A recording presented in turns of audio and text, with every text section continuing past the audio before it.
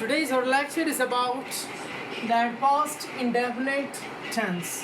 It means in Urdu, فعل ماضي مطلق. So the first one we have definition. The above tense is used for those actions which started in the past and finish at a specific time in recent past. So then we studied that the major points of tense. Each tense has four major points. First one we have helping verb. Helping verb, it means imdadi afal in Urdu.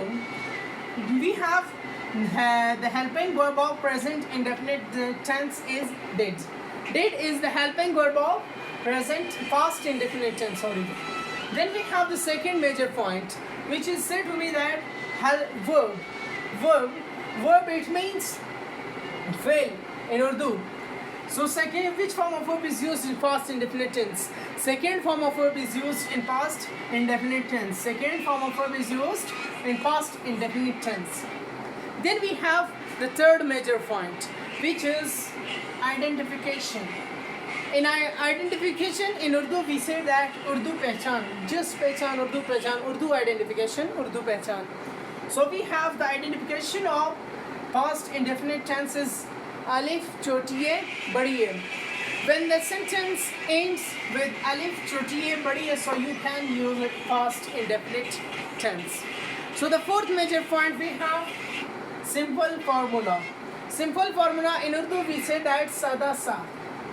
So first we use a subject, then we use second form of verb, and then we use object at the last full stop. Then we have three examples. The first example is simple sentence, which is said to be the positive sentence. In simple sentence in Urdu, sada jumla.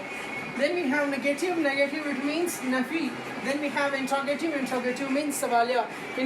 Remember that in interrogative sentence we ask a question.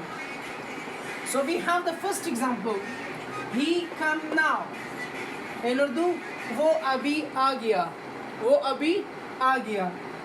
First one we put a subject, then we put a helping verb, and then we put third form object. Object is now.